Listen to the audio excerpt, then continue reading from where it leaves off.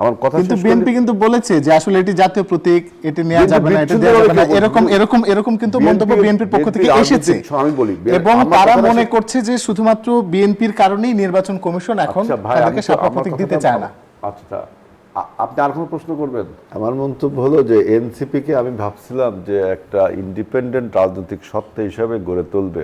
ফ্যাসিবাদের পলায়নের ফলে বাংলাদেশে যে পলিটিক্যাল ভ্যাকিউম তৈরি হয়েছিল, শূন্যতা, এই শূন্যতা আমাদের এই ছাত্র ভাইয়েরা তৈরি করবে। কারণ একটা শক্তিশালী রাজনৈতিক দল ছাড়া, কতগুলো শক্তিশালী রাজনৈতিক দল ছাড়া বাংলাদেশ কোনো দেশের গণতন্ত্র আসলে শক্তিশালী হয় না। আমি ভেবেছিলাম এই যে ফাঁকা জায়গাটা এনসিপি পূরণ করতে পারবে, কিন্তু এনসিপিকে আমি দেখলাম ওরা আরেকটি দলের ভাবশিষ্যে পরিণত হচ্ছে। কারণ কি জানেন? দেখেন, তারা কিন্তু তারা তো আসলে চাইলে বলতে পারে, কারণ তারা যখন শাপলা প্রতীক চেয়েছিল তখন কিন্তু বিএনপি সর্বপ্রথম বলেছিল যে এই প্রতীকটি নেওয়া যাবে না। আমি এই যে কথাটুকু বললাম এইটুকু তো বুঝছেন যে এনসিপি ইন্ডিপেন্ডেন্ট হয়ে উঠতে পারেনি, আর একজনের ভাবশিষ্যে পরিণত হয়েছে। এই কথা বলার পেছনে লজিকটা হলো আমার, দেখেন তারা শাপলা পাবে কি পাবে না এটা তাদের সাথে সরকার এবং নির্বাচন কমিশন, বিএনপি তো ব্যাপারে কোনো মন্তব্য করেনি, করেছে যে তাকে দিও না, তাকে দেওয়া যাবে না, কোন কারণে বিএনপি কিছু বলেছে? এবার আমার কথাগুলো শেষ করি, আমার কথা কিন্তু বিএনপি কিন্তু বলেছে যে আসলে এটি জাতীয় প্রতীক, এটি নেওয়া যাবে না, এটা দেওয়া যাবে না, এরকম এরকম এরকম কিন্তু মন্তব্য বিএনপির পক্ষ থেকে এসেছে। আমি বলি, এবং তারা মনে করছে যে শুধুমাত্র বিএনপির কারণেই নির্বাচন কমিশন এখন তাদেরকে শাপলা প্রতীক দিতে চায় না। আচ্ছা, আপনি আর কোনো প্রশ্ন করবেন?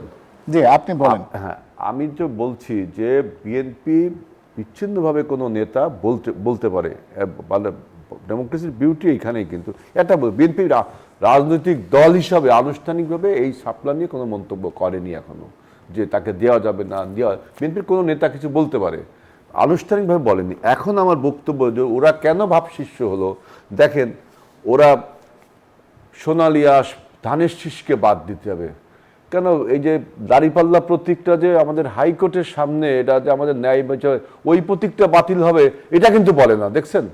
আমার প্রশ্নটা কিন্তু এইখানে ছিল, কিন্তু আপনি আমাকে যেতে বাধা দিলেন বলে আমার দেরি করে বলতে হলো। অনেকগুলো কথা বলে ফেললেন। বিএনপি ওতে শাপলা দিক না ভাসমান শাপলা দিক না পুরো বাংলাদেশের মানচিত্র দিক, এটা বিএনপির হেডেক না। বিএনপির হেডেকটা হলো বাংলাদেশে একটা গণতান্ত্রিক ব্যবস্থা চালু হোক। আর আমার বক্তব্য যে আপনি ধানের শীষের পরে আক্রমণ করছেন কেন? ধানের শীষকে আপনাকে ওই প্রতীকের ব্যাপারে কোনো কথা বলছে, আপনি কেন পার্লামেন্টের আমাদের হাইকোর্টের সামনে যে ন্যায় বিচারের প্রতীক দাঁড়িপাল্লা আছে, ওই দাঁড়িপাল্লাতে কোনো প্রশ্ন করছেন না? ওই যে বলেছেন না ভাবশিষ্যে পরিণত হচ্ছেন ইন্ডিপেন্ডেন্ট রাজনৈতিক দল না হয়ে। এইটা হলো বাংলাদেশের মূলত সমস্যা। এই রাজনৈতিক দুটি দল তারা এই এমন ইস্যু তুলে রাজনীতির একটা কলহল লাগিয়ে দিয়ে, রাজনীতির একটা আনসার্টেন পরিবেশ তৈরি করে দিয়ে, নির্বাচনকে পিছিয়ে দিয়ে তাদের শক্তি সঞ্চয় করা। আর এর ফলে যে সন্তানটি প্রসব হবে, যেটা আমার ভাই বলেছে যে সেফ এন্ট্রি হবে না তার, এটা আমি আমার রাজনৈতিক অভিজ্ঞতা, উনি বলছেন এটা ভালো। ওই শেখ হাসিনা কিন্তু বলেছে যে ইউনূসের আন্ডারে, ডক্টর ইউনূসের আন্ডারে কোনো জাতীয় নির্বাচন হবে না, অর্থাৎ তত্ত্বাবধায়ক সরকারের আন্ডারে হবে। তাহলে এখন ডক্টর ইউনূস সরকারের বিরুদ্ধে যারা এই সমস্ত কথা বলছে, নির্বাচন পিছনের কথা বলছে, তাদের কথা এবং হাসিনার যে সেফ এন্ট্রি একই রকম তো হয়ে যাচ্ছে, একই রকম হয়ে যাচ্ছে না?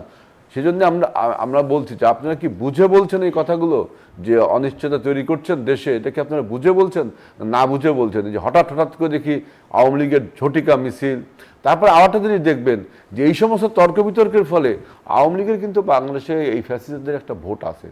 এই আওয়ামী লীগের এই ভোট ব্যাংকটা এটা রাজনৈতিক ট্রাম্প কার্ডে পরিণত হয়েছে। কে আগে নিতে পারে এই ভোটটা, দেখবেন আওয়ামী লীগকে এই ভোটটা কে আগে নিতে পারে, এই জন্য বিভিন্ন রকম নানান রকম বয়ান তৈরি করছে টেলিভিশনের সামনে।